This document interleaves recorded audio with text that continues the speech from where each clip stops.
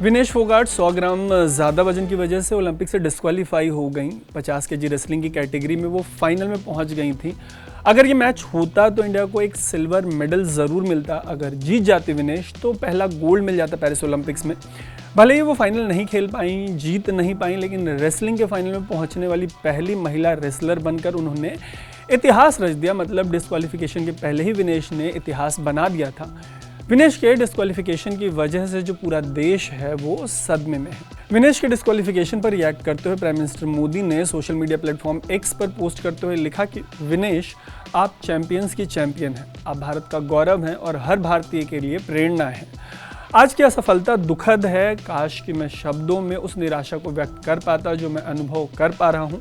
साथ ही मैं जानता हूँ कि आप बहुत मजबूत हैं। चुनौतियों का सामना करना हमेशा से आपका स्वभाव रहा है। मजबूत होकर वापसी करो, हम सब आपके लिए प्रार्थना कर रहे हैं। विनेश के डिस्क्वालिफिकेशन पर पीएम मोदी ने इंडियन ओलंपिक एसोसिएशन की प्रेसिडेंट पीटी उषा से बात की है।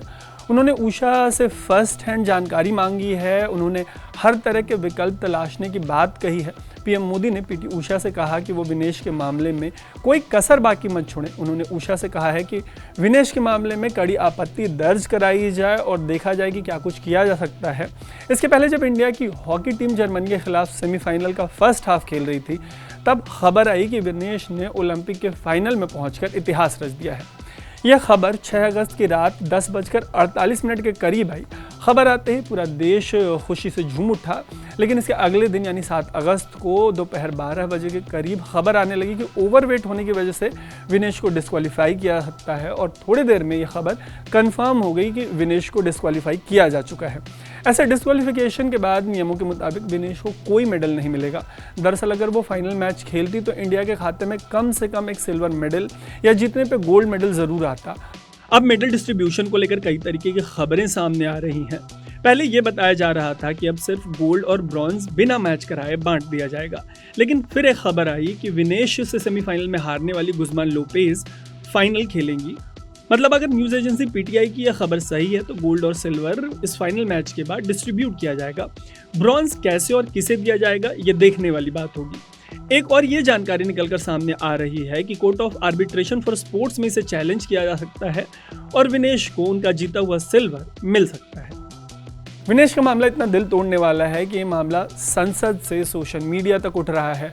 विपक्ष ने इस पर केंद्र की नरेंद्र मोदी सरकार से जवाब मांगा है। खेल मंत्री मनसुख मंडाविया ने संसद में इस मामले पर जो जवाब दिया है वो आपको स्विच के तमाम सोशल मीडिया प्लेटफॉर्म्स पे मिल जाएगा। इसके अलावा सोशल मीडिया पे जो रिएक्शंस आए हैं उसमें एक सीनियर जर्नलिस्ट हैं शिखर गुप्ता, उन्होंने इसको नेशनल स्पोर्टिंग ट्रेजेडी बताया है। उन्होंने टीम, कंटीजेंट के बॉस और कोच को जिम्मेदार ठहराया है। उन्होंने कहा है कि लगातार होने वाले रेसलिंग के मैचेस के दौरान वेट को मेंटेन करना होता है, ये बात पूरी दुनिया जानती है। उन्होंने लिखा है कि मैनेजमेंट का ये डिजास्टर है। सोशल मीडिया पर इस तरीके के रिएक्शंस भरे पड़े हैं। कुछ लोगों को तो दाल में काला भी नजर आ रहा है। कई लोगों का मानना है कि विनेश के साथ ऐसा जानबूझकर किया गया होगा। कॉन्स्पिरेसी थ्योरी जैसी बातें करने वाले जो लोग हैं उनके दिमाग में ये जो दौड़ रहा है उसके पीछे एक आंदोलन है जो विनेश और साक्षी मलिक जैसे एथलीट्स ने रेसलिंग फेडरेशन ऑफ इंडिया के फॉर्मर हेड बृजभूषण शरण सिंह के खिलाफ जंतर मंतर पर चलाया था। जनवरी 2023 में ये एथलीट्स दिल्ली के जंतर मंतर पहुंचे। तब उन्होंने बृजभूषण के खिलाफ तानाशाही रवैये का आरोप लगाया था। बाद में बृजभूषण पर यौन शोषण के भी आरोप लगे थे। इस आंदोलन के दौरान इन एथलीट्स की मांग थी कि बृजभूषण को उनके पद से हटाया जाए और उनके खिलाफ कार्रवाई की जाए। बृजभूषण बीजेपी के नेता हैं। ऐसे में एक समय पर इन एथलीट्स ने पीएम मोदी और बीजेपी के बड़े नेताओं से इस मामले में दखल देने की अपील की थी।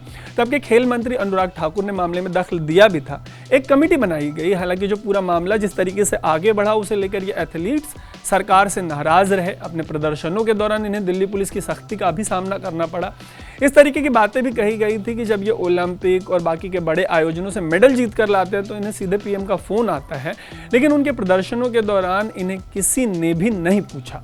ऐसे में जब विनेश ओलंपिक के फाइनल में पहुंचकर उन्होंने जब इतिहास रचा तब इस तरीके के सवाल उठ रहे थे कि क्या मेडल जीतने के बाद पीएम नरेंद्र मोदी उनको फोन करेंगे। अगर करेंगे तो दोनों के बीच में क्या बातचीत होगी, ऐसी तमाम बातें सोशल मीडिया पे तैर रही थी। तब तक विनेश फाइनल से डिस्क्वालीफाई हो गई।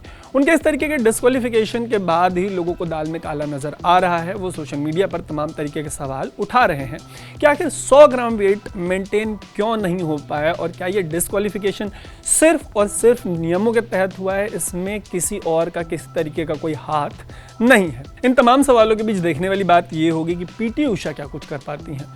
पीटी उषा के एक्शन के बाद चाहे जो भी निकलकर सामने है, फिलहाल तो पूरा देश की आबादी सदमे में है। सदमे से लगे जख्म पे मरहम बस इतना है कि भले ही विनेश फाइनल नहीं खेल पाई, लेकिन फाइनल में पहुंचकर उन्होंने इतिहास रच दिया और पूरे देश की हीरो बन गई।